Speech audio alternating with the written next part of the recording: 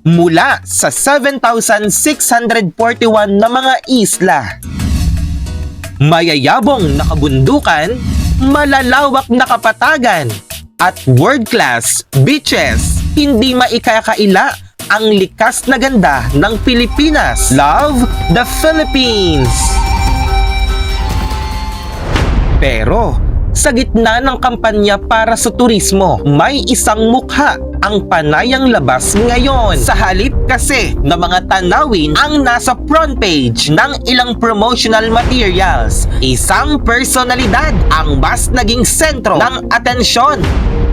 Makikita ang kanyang magandang mukha sa ilang publication, sa cover ng isang magazine at maging sa welcome car ng isang paliparan. Dahil dito, ginawan pa siya ng samut-saring memes. Sino nga ba siya? Siya ang kasalukuyang kalihim ng Department of Tourism, si Secretary Cristina Garcia Prasco. Ang kontrobersiya ay umabot pa sa Senado. Sa pagdinig, tinanong at question siya ni Senator Raffy Tulfo tungkol sa umano'y personal branding sa mga materyales ng kagawaran. Dapat ang pinopromote yung lugar, hindi dapat yung tao. Iwas tayo dun sa personality. We have to promote yung mga pupuntang lugar. Like I said, yung underground river sa Palawan, I think it's 8 wonders of the world. Is that considered?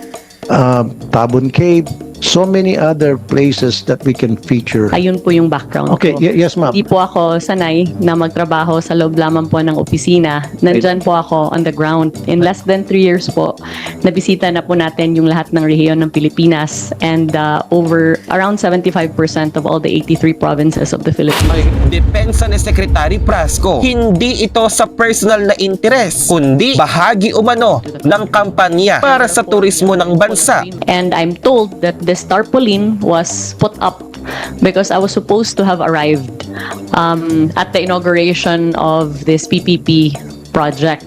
But another urgent matter came up here in Manila, and hence I was not able to attend. That is the reason why that welcome tarpaulin is there.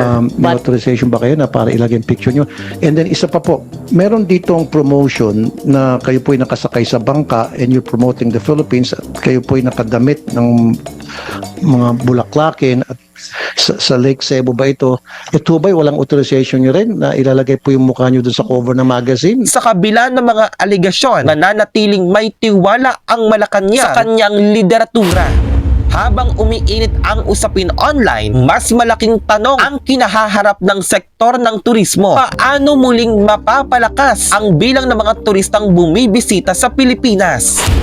Ang dapat na tunay na nakikitang mukha ng kampanya ng turismo ay hindi dapat iisang tao lamang, kundi mukha ng mga tunay na Pilipino na sumasalamin sa makulay na kultura, tradisyon, ipagmalaki natin at magagandang tanawin ang mukha ng tunay na kagandahan ng bansang Pilipinas.